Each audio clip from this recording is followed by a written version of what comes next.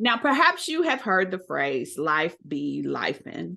We all have moments where we're thrown off of our game, where we can find ourselves low and need a helping hand to be picked up. There are moments in life when it be lifing that we need a lifeline. And I know for myself that those lifelines have often shown up just in time, just at the moment where I thought I was going to lose it all and not be able to see my way clear. Here comes a lifeline. And I am so grateful that God is faithful to always show up with the answers that I need to persevere. You see, in life, many of us hit dark places. Many of us hit moments where we're not sure how we're going to make it.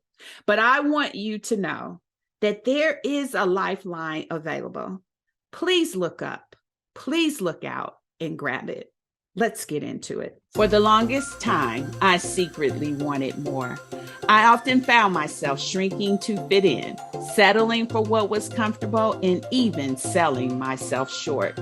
Once I finally accepted that we deserve success and we are blessed with the power to achieve it, I stopped playing small. I'm serious about building a life I love, and you should be too. I'm Denise Taylor of DeniseTaylor.live, and welcome to Embrace Your Power.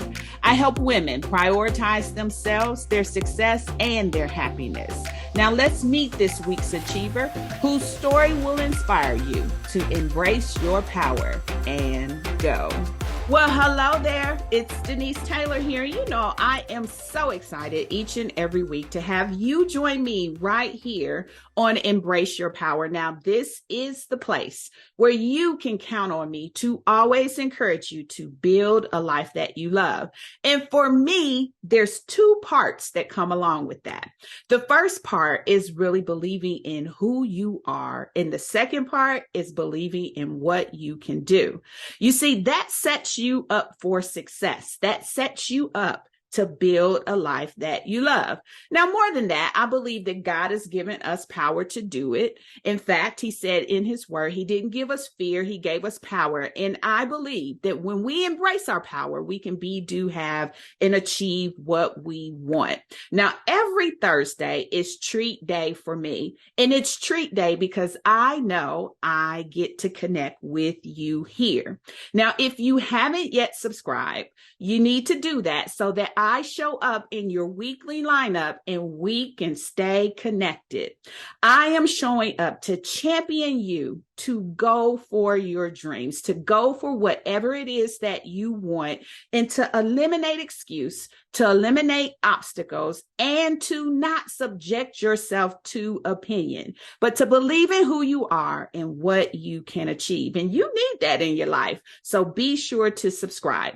Now, more than that, if you haven't taken time to rate or review the podcast, that's a big help to me in everything I'm working to achieve. So wherever you're plugged in, if there's an option to rate and review, please do that for me now. That will make a huge difference, not just in giving me feedback alone, but also saying to all of the algorithms that there's something good going on here that other people need to know about. So take time to rate and review today. Now, I don't know if you're watching me on YouTube or maybe you're listening on Apple Podcasts or Spotify, but today is a good day to be plugged in right here.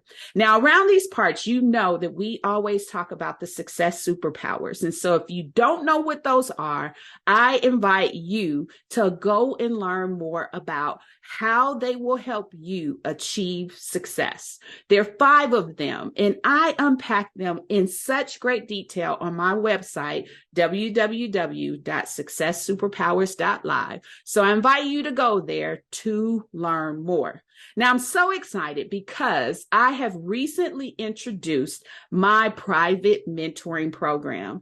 This is an opportunity for you to work one-on-one with me to help accelerate your success. I am looking to work with women who are ready to break through everything standing in their way, everything that is prohibiting them from truly building a life that they love and experiencing the success that they really want. Now, in the opening of my podcast every week, if you listen, you hear me say, for the longest time, I secretly wanted more. And that's my confession. That's me being transparent. I wanted more. But what I want to do is partner with you so that you can accelerate and get the more that you are likely secretly wanting so that you don't have to want it for a long time. And partnering with me in a private mentoring experience is going to help accelerate you on your success journey. Now, if you want to hear more about how I am working with women to help them achieve what they really want, I invite you to go to my website, womenwantmore.live. There's a short video there where I'll tell you more about how I am helping women change their lives. But more than that, I invite you to book a call with me. You can talk to me live and in person about what it is you're working to achieve. And you can get the link on that at that website as well. So visit womenwantmore.live and get plugged in and understand how you can go after what it is that you truly want. Now, my guest today, I am so excited to have you meet. When we talk about a persevering story in such a short lifespan, Nelchael has been through a lot. It has overcome and created a platform to serve others. I think it's incredible. She hit such a low point in life, but she was able to recover that overwhelming experience of darkness and get her life back on track by embracing her love and power with God. And more than that, she recognizes the need to help others recover in the same way. She hit a rock bottom spot.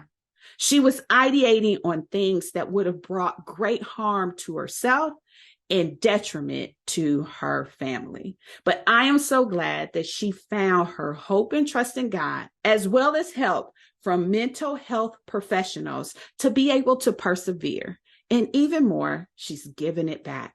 She is the founder of TRP Recovery, which is a Christian-based brand that seeks to empower lives through enlightening and spiritual conversations, as well as events surrounding mental health and wellness.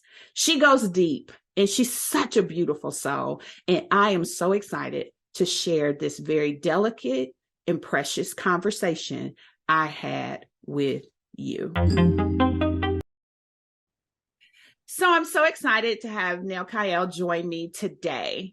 You know, I met her at a networking event, and it was a speed networking event where we were only supposed to spend 2 minutes connecting. And we found ourselves across the table from one another, practically yelling at one another. But I knew that she was such a beautiful soul. And it was in the midst of that conversation when she shared what she was passionate about and shared how she was showing up to serve that I knew I wanted to bring her on to embrace your power. And as I've had a chance to spend a little bit of time with her, I am so excited about this conversation because I think it's going to be a real blessing to people who find themselves in the space of needing support from a mental health perspective. The fact that you at your age have taken a healing journey and have now stretched yourself to want to serve others with your platform, I think is so commendable. And so it is my pleasure to welcome Nelchael to Embrace Your Power. And I'm going to make you talk a little bit, too, about how you embraced your power of people saying your name, because I think that that, too, is incredible. Oftentimes, we gravitate to nicknames so that we can't really walk in the authenticity of our name, even if it's difficult for some people to say. And I love how you reclaimed that and took that back. But I'm getting ahead of myself. So why don't we have you introduce yourself, and then we'll go with our conversation. Thank you, Denise. First of all, that was such a sweet and amazing introduction. I definitely need your help when it comes to mine. But as Denise said, my name is Nelchael Antoine. Professionally, I am a learning and development specialist, but my passion and the love of my life at this moment right now is my brand called TRP Recovery, and it's on faith and mental health. And that entire mission started with my own struggles with mental health. And it really came to a crux back in 2019, where I literally had to take time off and just have really intensive care because all of the traumas and all of the memories that were just in my mind swirling almost all the time just finally came to a head and I had a breakdown. And we could definitely go into more detail as the conversation continues, but it was in that moment where I realized something has got to give. And it was also around that time when I had come back into my faith. It was something I'd stepped away from for, I would say, maybe 10 plus years because of a lot of the things I'd experienced when I was younger. I just believed that there can't possibly be a God, if he's allowing all of this stuff to happen to me and my family. And if he is there, he clearly doesn't care about me. So why should I care about him? And like I mentioned during that breakdown, just so many different revelations happening.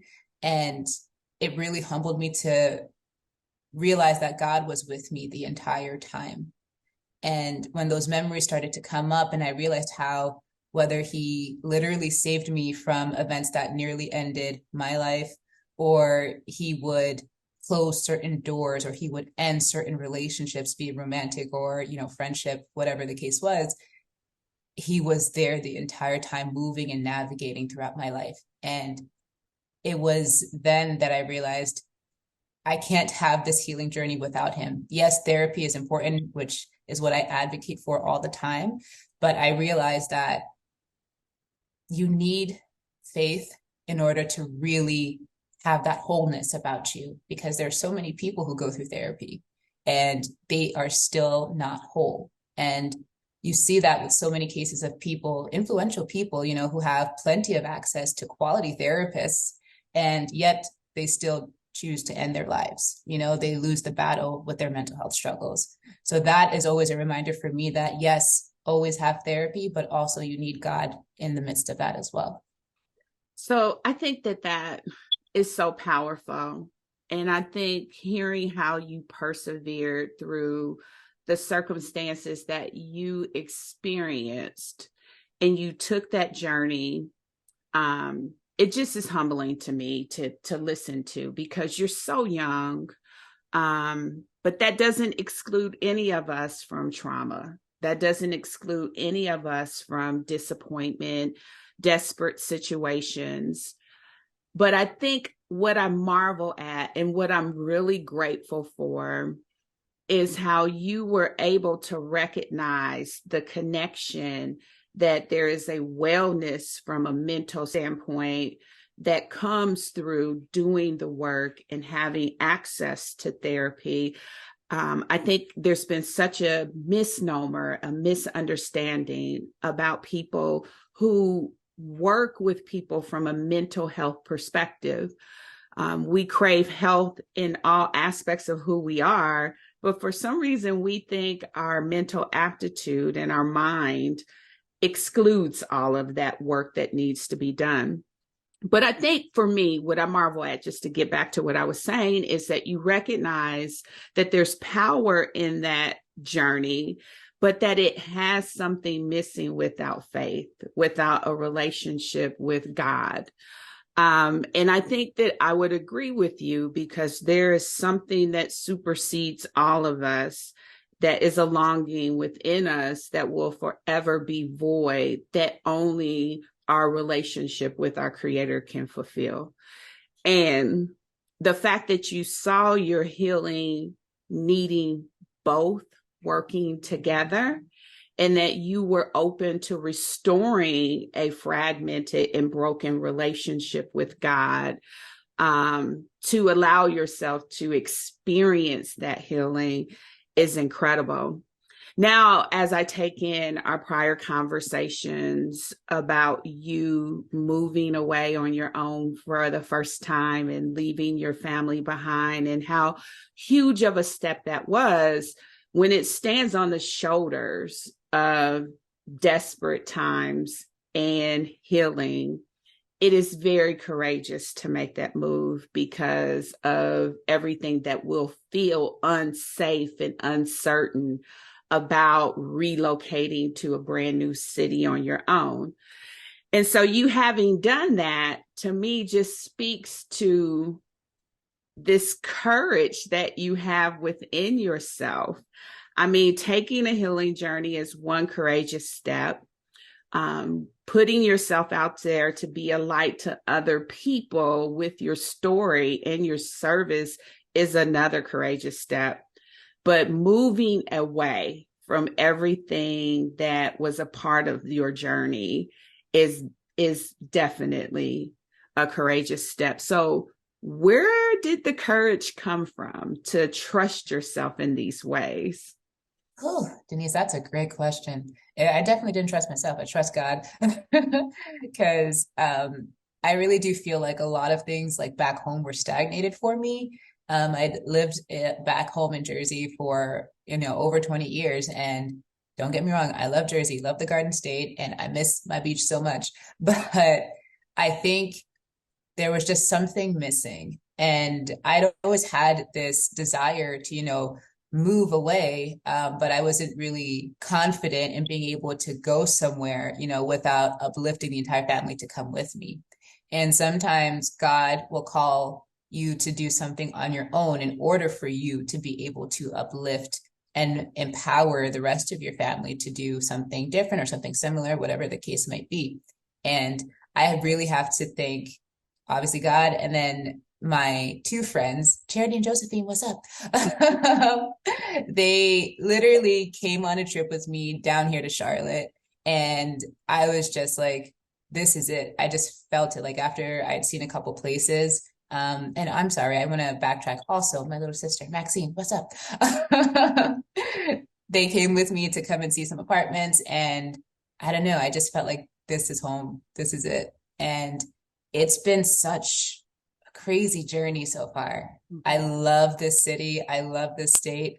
But what I'm learning about myself is that one, adulting is really, really hard. And two, I am capable of doing it. And I don't think if I had stayed back home, I would have had the opportunity to rise to the occasion to be able to do a lot of those things that put, fear in me.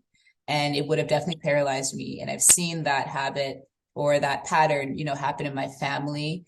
And I just want something different, not just for myself, but also for the ones coming after me and even for the ones who've come before me, for them to be able to, understand that, with God in front of you, if there's something in your heart that you feel that he's calling you to do, you can definitely do it. It's just a matter of having the courage, like you mentioned, Denise, or two, if you don't have the courage, have your faith in God and know that he's going to pull you through it. Mm-hmm. So powerful.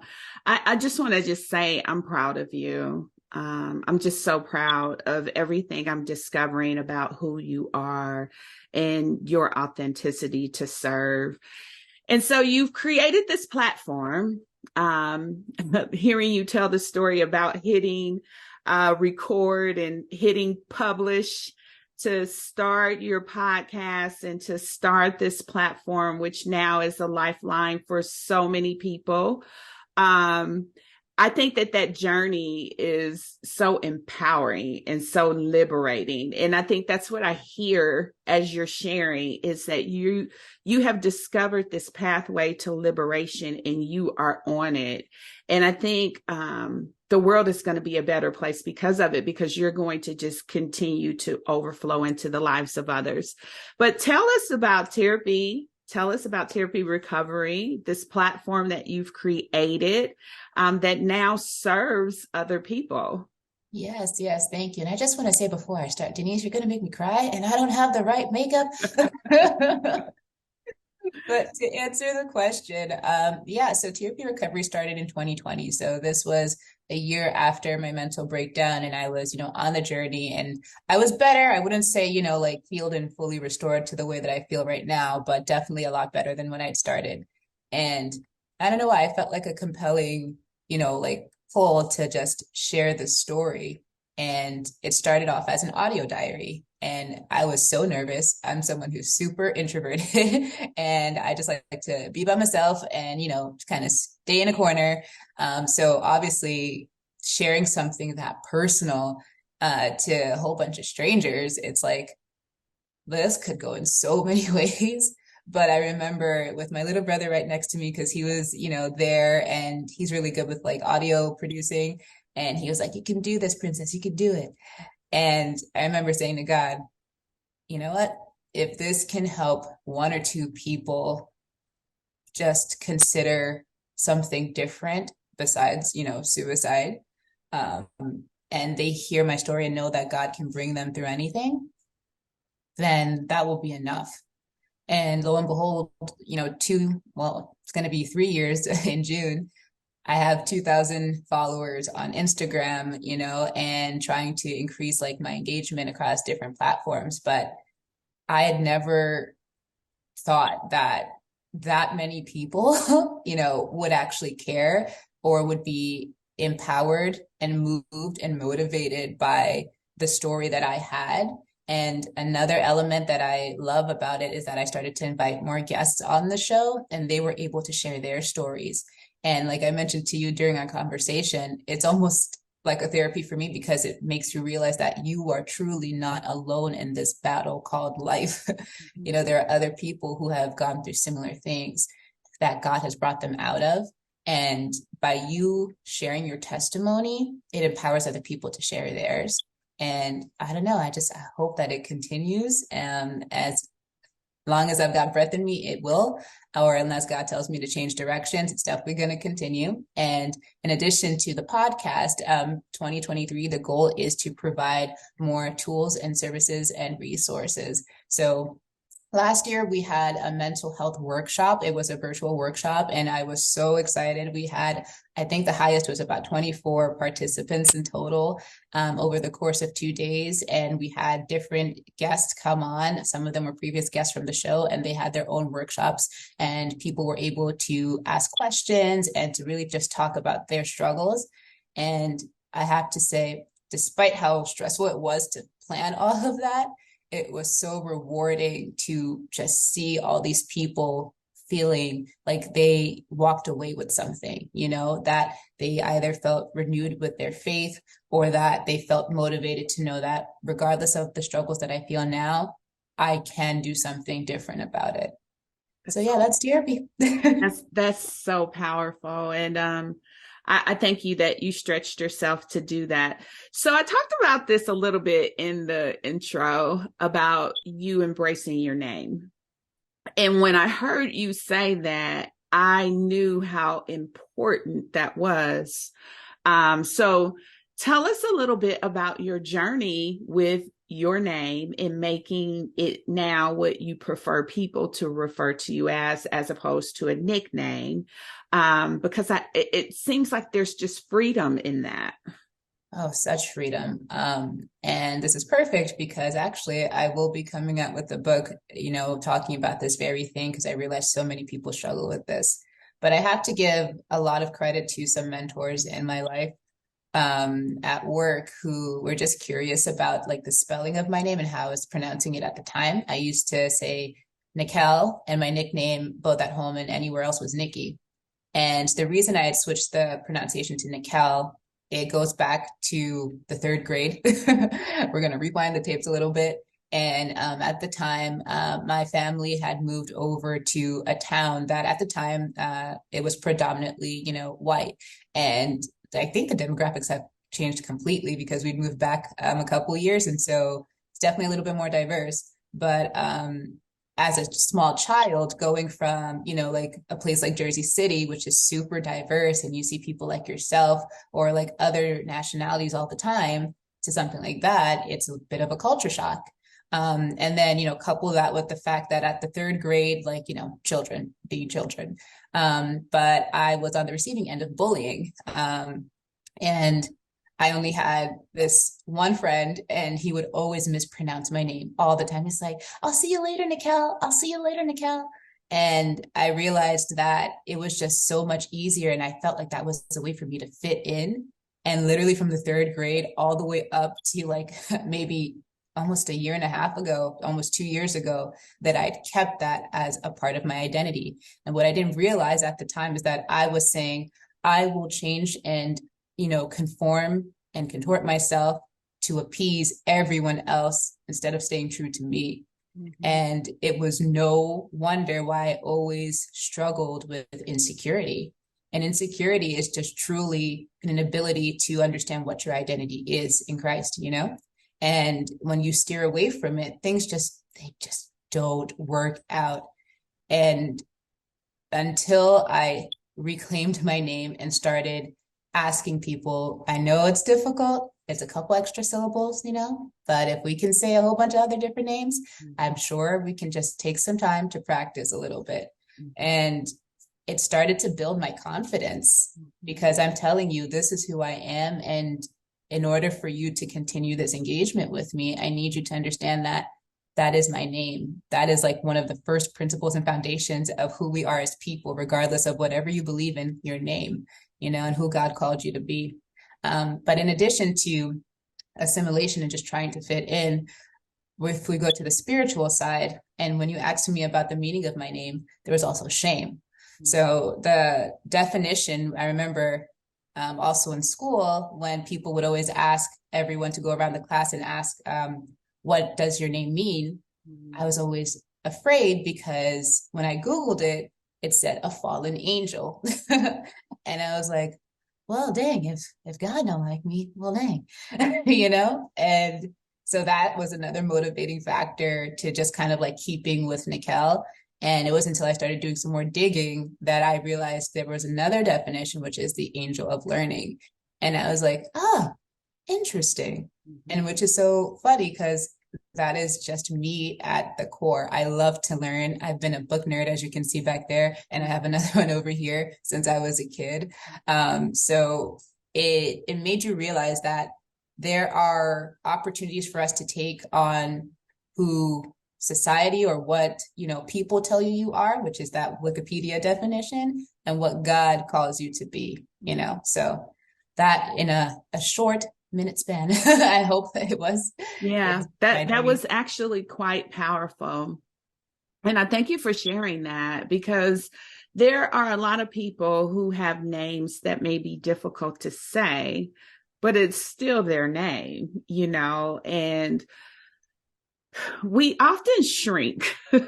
We often shrink and we often discount our value. And the fact that you gave up that so early, that value, your name, you gave that up so early.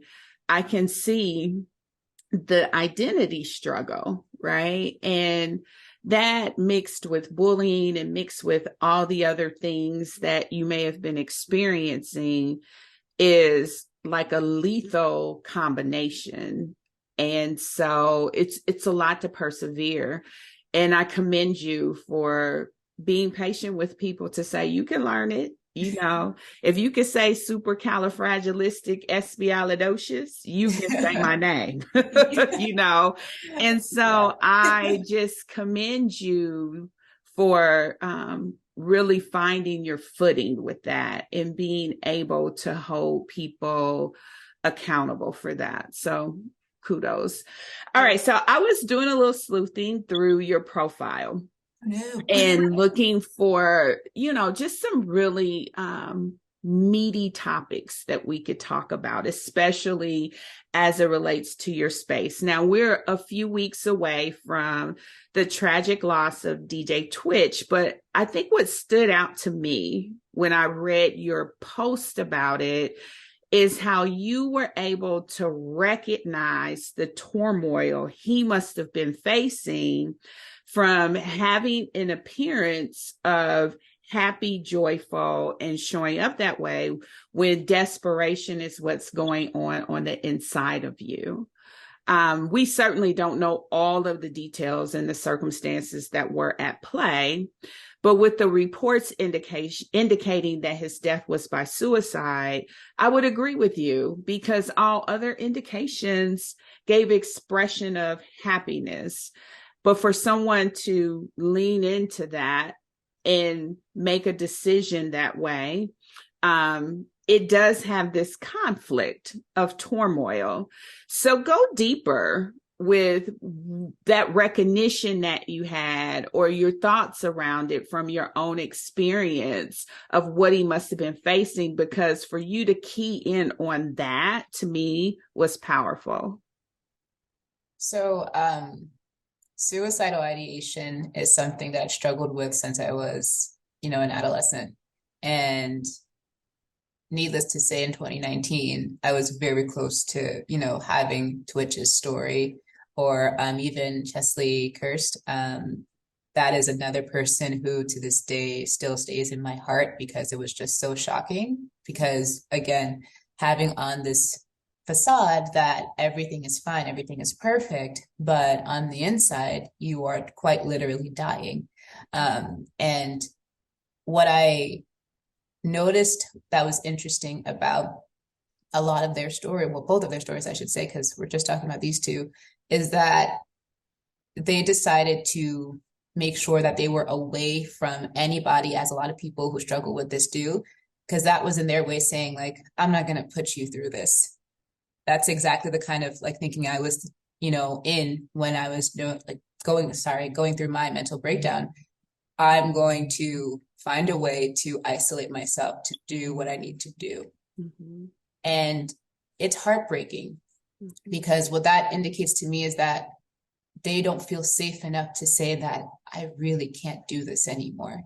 Mm-hmm. I really need help. And when you are in, I imagine, the public eye at their level, there's not a lot of grace, especially when it comes to social media. Media has always been, a little crazy, but with it being so instantaneous and 24/7, a lot of people don't feel safe enough to say that, hey, I'm really struggling. Or if we even look at other people in the media who we know have mental health issues, and how they are truly crucified.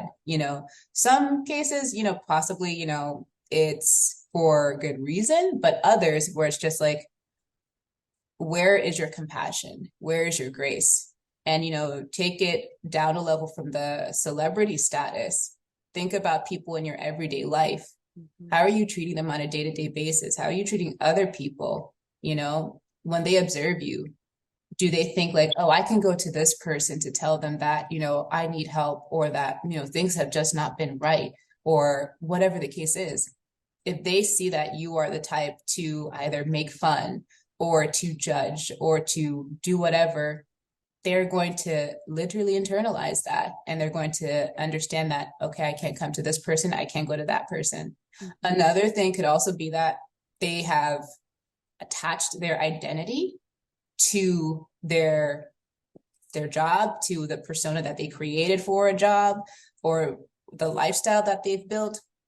And it's like, well, if I don't have that, then what do I have? Who am I? Mm-hmm. Their purpose to live literally ceases, which is why it is so dangerous.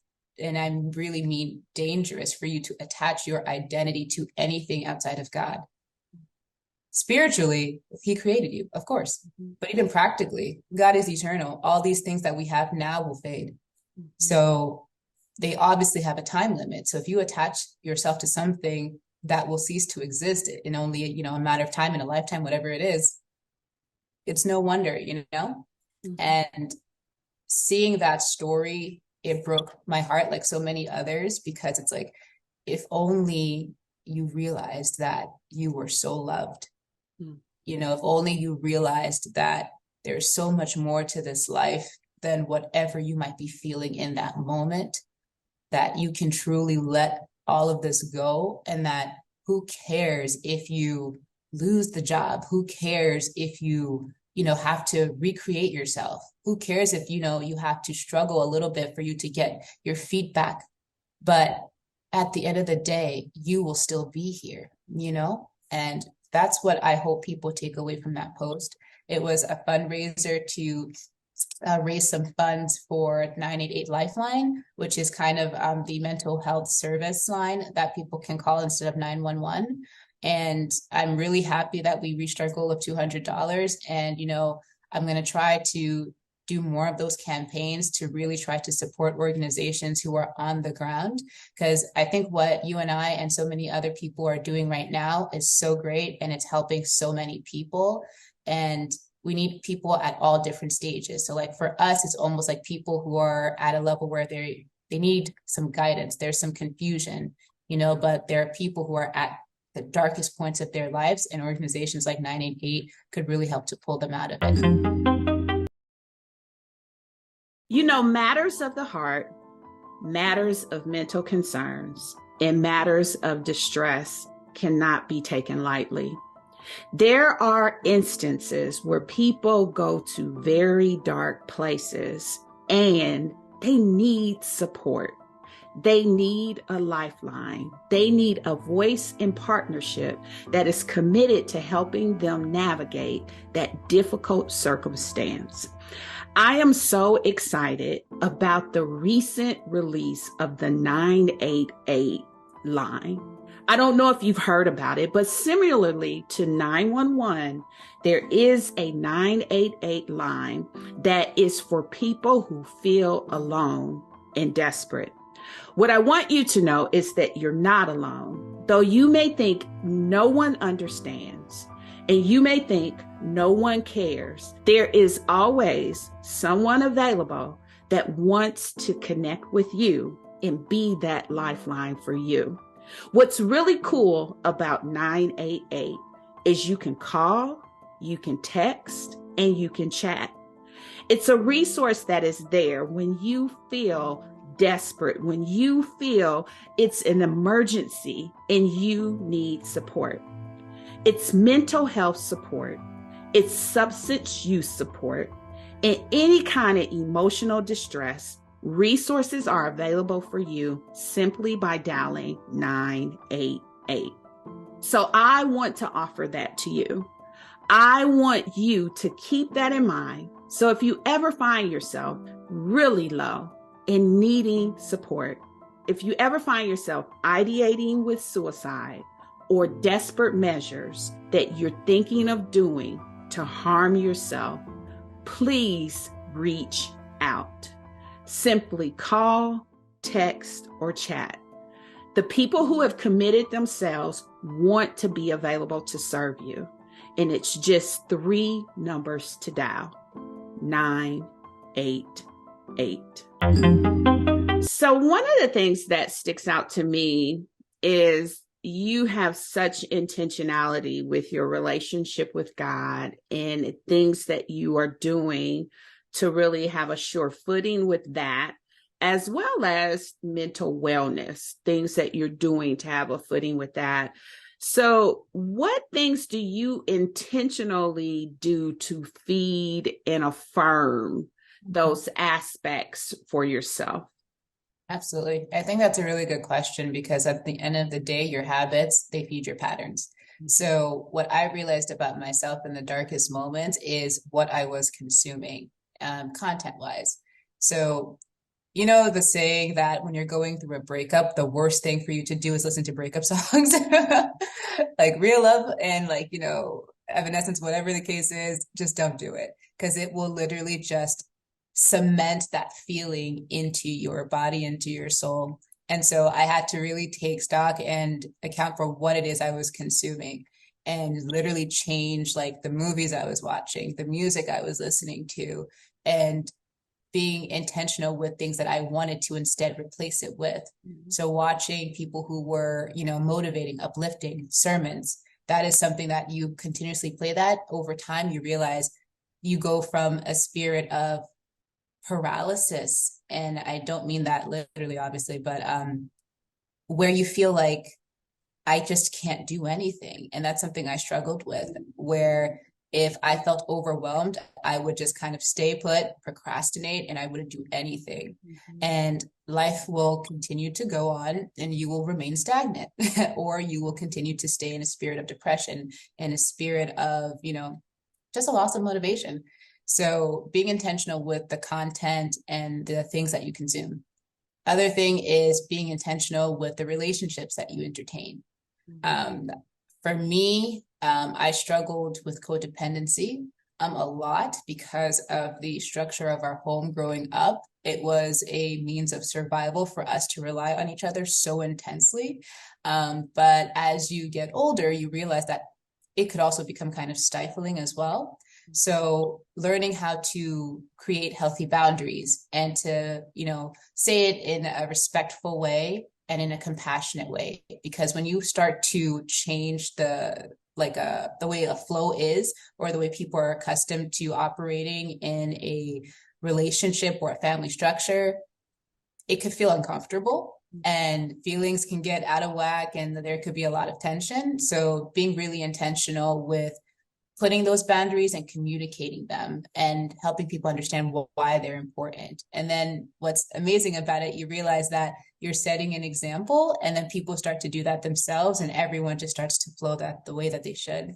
Mhm. And then obviously I would be remiss if I didn't say reading, which is one of my favorite things to do. So obviously besides the Bible, I love to read psychology books and really get to understand the mind and understand why people are motivated to do X, Y, and Z, because that helps me understand, okay, if our brain is neuroplastic, meaning that, you can change it to go from one direction to the other, that means that I really do, in addition to God, have power to be able to change the course of my life. I don't just have to sit and allow things to happen to me. I don't have to sit in a spirit of victimhood. I'm a victor, not a victim. I will have victory. I will not stay in this state of learned helplessness. Because I think oftentimes when you go through a lot of traumatic events over a long period of time, you will inhabit a spirit of victimhood and learned helplessness, meaning that it's automatic for you to think like, well, I need someone to do this for me, or I just can't do this. But it's like, no, I can do this, but let me break it down. What do I need to do in order to get there? And that brings me to the last point, which is setting goals. And for procrastinators like myself, that is very important. That really helps me to have some sort of accountability. Mhm. And what I realized in the transition to adulthood, or in adulting, like I love to say, is that we thrived, especially perfectionists, on hitting a goal, getting that good grade, or getting that scholarship, whatever the case is. And it's because we had the structure to be able to do it. But once you get into the real world and you realize that you are now responsible for creating that structure, it's like, oh God, okay, cool. And there's so many ways to navigate through that, like myself, like I mentioned, procrastination. But if you want to try to get away from that, set a goal for yourself. You start off with one, and then it could be as large as you want, but then break that down. Break it down. How will I become, let's say, a wife one day? Or how will I get that new job? Or how will I start that business? Mhm. And then you break it down and more into bite-sized pieces that is realistic for you to do on a daily basis to lead you to that larger goal. That's fantastic advice. Just absolutely fantastic. I swear you're like so wise beyond your years with what's pouring out of you. And usually when I hear people who are like this, I know they earn those stripes, right? And they're doing the diligence, not just necessarily through hardship, but they're making meaningful investments into themselves. They're doing the work to prove their way through it, not prove to somebody else, but prove their way through, grow through it. And that is just so uniquely powerful.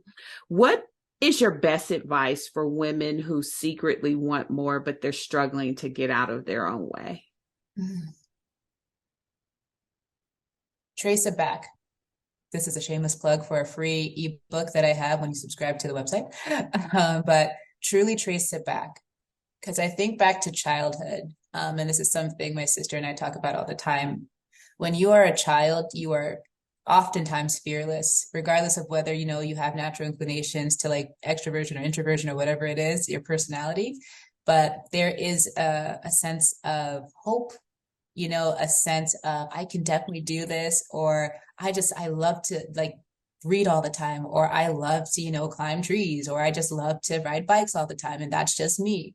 There's this confidence that you have when no one is really forcing you to, do X, Y, and Z. And if you trace it back and you think about the moments in your life that forced you to shrink, that forced you to give up, parts of who you are, like your name, in my example, then you realize, okay, so it's not that I can't do this, but because this happened to me, I now believe that I either can't do this or this is all I'm capable of. So if this didn't happen to me, what would I do? Mm. And then when you think about that, it's like, okay, how do I get there? And then what makes this so effective is because you start to look at it objectively. It's like, this is my problem and this is my solution. How do I get it there and like fill the gap in between? And for me, that's been the most effective way to really overcome a lot of the traumas. And I really do sympathize with people in that space, because when you're in survival mode, you create so many habits that at the time they were necessary for you to be in that space and that mindset. Like, for example, there's some people who come out of domestic violence relationships, and then once, thank God, if they were able to survive and, get to safety and able to rebuild their lives, sometimes that could be like peppered with anger, right? They could be so defensive. They have a hard time being vulnerable. And why is that? Because at that point, they needed that. Or alternatively, they had to suppress that rage. And so now, when the environment has clearly changed and now they are safe, that spirit is still attached to them.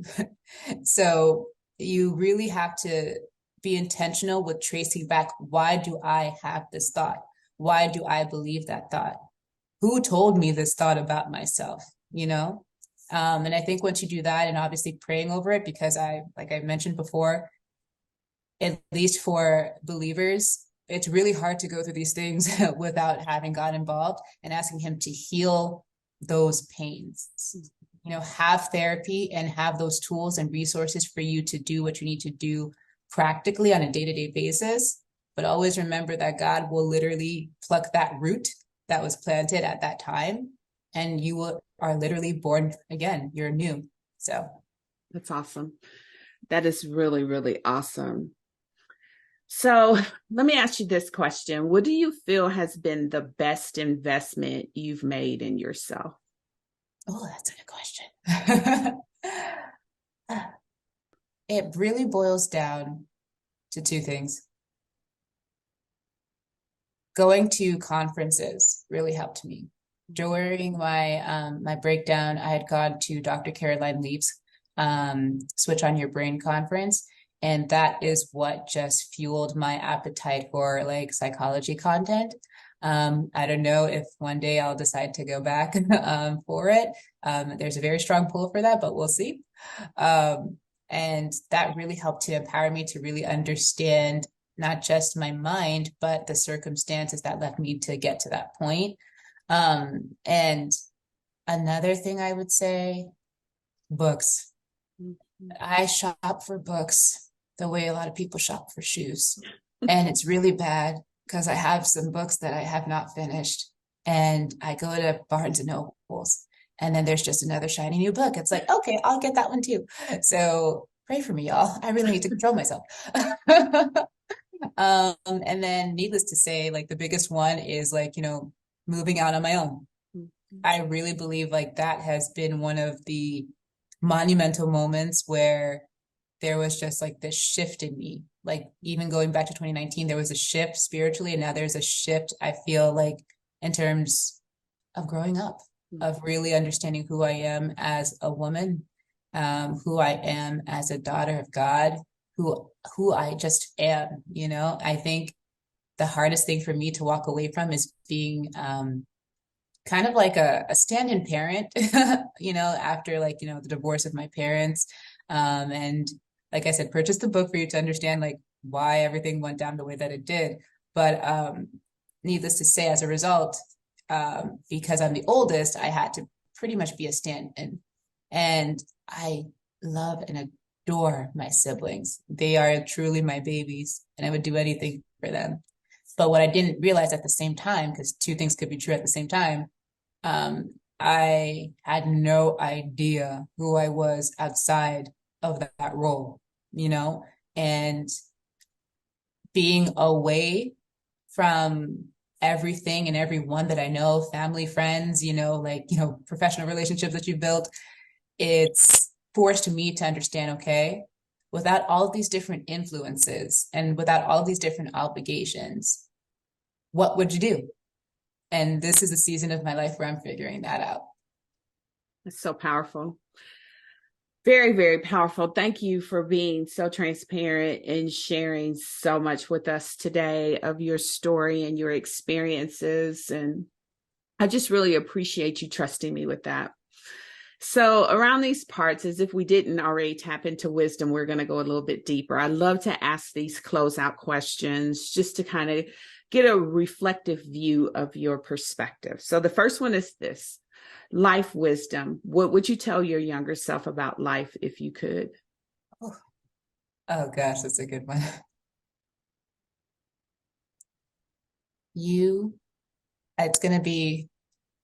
It's not a shameless plug, but I was really thinking about why I have the motto for TRP Recovery: you are worthy, you are blessed, you are loved.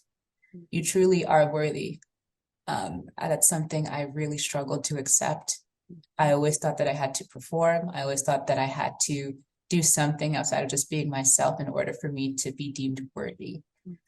You're blessed. God loves you. He loves you so much. All right. It says in the word that he knew you before you were formed in your mother's womb. So there is intentionality about you being here at this specific point in time. And you are loved. There are so many people in your life, whether you realize it or not, who love you, who would truly, truly be remiss and whose lives would be altered if you weren't here. So understand that you really are impactful in that way. You really are loved, whether you internalize that or not. It's beautiful. Love wisdom. What would you tell your younger self about love if you could? Oh, girl.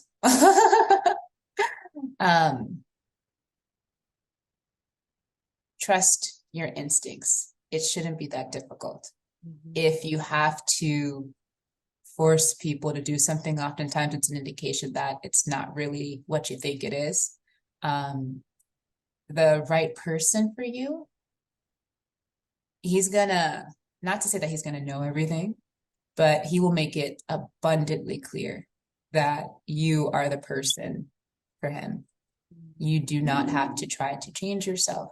You do not have to hide parts of yourself. You don't have to shrink yourself. That's a theme that we talked about today. You, like I said in the first one, you're worthy of someone who accepts you for who you are. Yes, they can challenge you and they can push you to try to help you grow. But if it's anything other than that, he's not the one, baby girl. I love it. And then finally, your happiness wisdom. What would you tell your younger self about happiness if you could? You define happiness. I think for a long time, I really put that power in other people's hands. I've always used mentorship as a way of tell me what to do versus help me to get to my goal.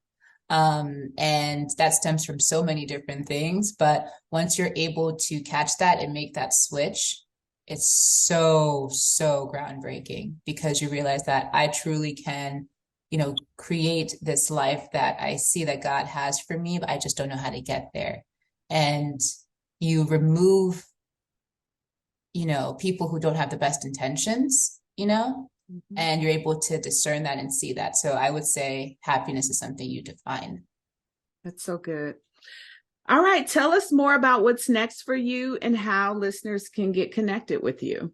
Yeah, so please do subscribe on www.trprecovery.com. We have so many things coming down the pipeline for 2023, more events, more workshops coming. And I really want folks to get involved more with the brand. I don't want you to just consume it. I want you to be a part of the community.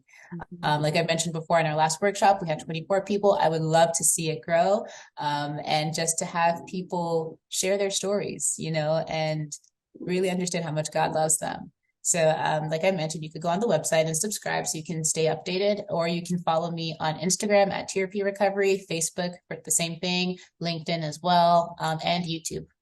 Awesome. Well, I just want to close out by saying success looks so good on you.